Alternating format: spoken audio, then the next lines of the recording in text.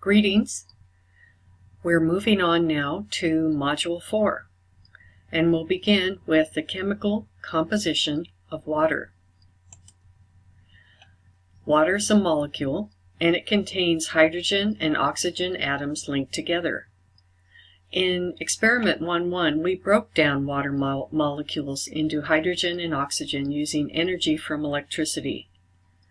We actually call this process electrolysis. Electrolysis is the use of electricity to break a molecule into smaller units. Pay careful attention to the video.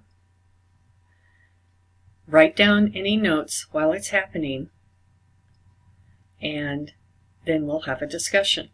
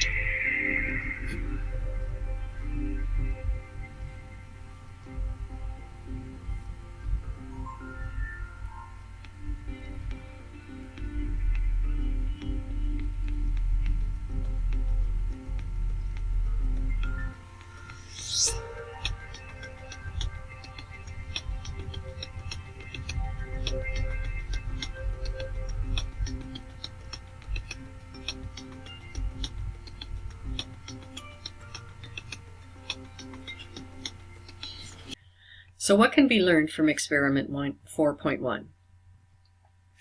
If the experiment worked correctly, there should be a lot more gas in the test tube that is over the negative terminal of the battery than there is over the positive terminal.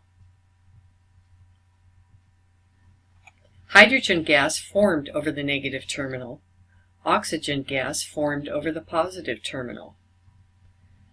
If there was more hydrogen gas than oxygen gas, then what can be concluded about the number of hydrogen atoms and oxygen atoms in the water molecule? Well, let's look at the picture of the water molecule again. Let's look at the picture of the water molecule again. In this picture, you see that there is one large oxygen atom and two smaller hydrogen atoms. Our experiment just proved this ratio by showing that there was more hydrogen gas than oxygen gas. If the experiment works correctly, it collects about twice as much hydrogen gas as oxygen gas. The experiment may not always work correctly due to error. Part of being a good scientist is recognizing the potential of all kinds of error that can take place during an experiment. A good scientist trusts only the results of experiments that are not full of error. Scientists also rely on peer review when experimenting. Peer review is a process where other scientists reenact the experiment and look for errors.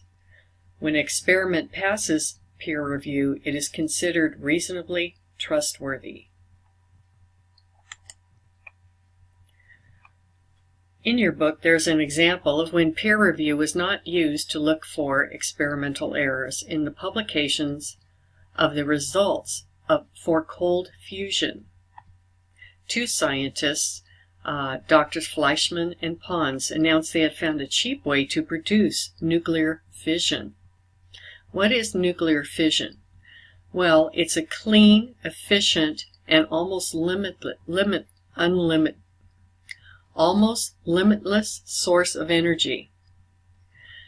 No harmful waste is produced when it's made, no possibility of meltdown, and unlimited raw materials are available to create nuclear fission.